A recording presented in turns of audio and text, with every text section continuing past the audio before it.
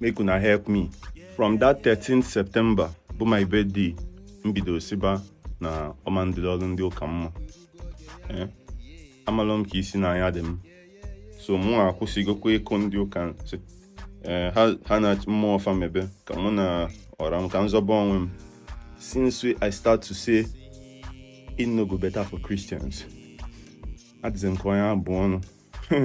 Since when you were kụba ndị ụka nsị, adịzị m ka onye akụ nsị. So make una no vex. Adịọzị m akụ. Ọ bụrụ mụ anyị awalụ ndị ichie ọgụ. Ihe m mebu na I came in to take the credit. You know what I mean? But no be me go do anything. Did I mix anything and say, you know what I'm saying? No be me go do anything. The fact be say, if you ọbụna gị na chi gị ayịlụ, ibulu chi gị ụzọ, ịgbagbu onwe gị n'ọsọ. And as a Christian, you know they with your chi. Apparently, yeah.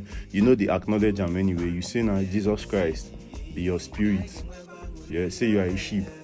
So onye bulu chi ụzọ gbagbu onwe ya n'ọsọ. So that's a fact. If onye afọ lọwelu, yotago. So me now coming to say it is just me being, you get me coming to now start saying it's not better for Christians. It's just me being, it's not my fight. So make una no vex.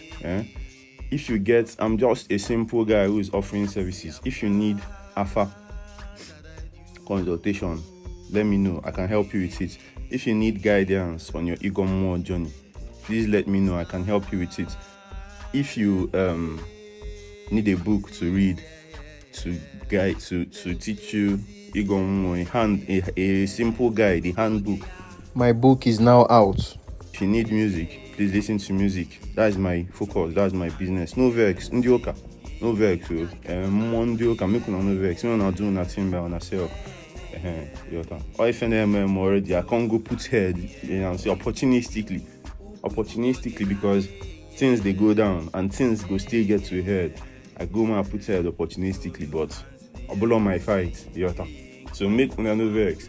Ndioka asi ozukwam. If onye na ori akpata akpalu. No vex.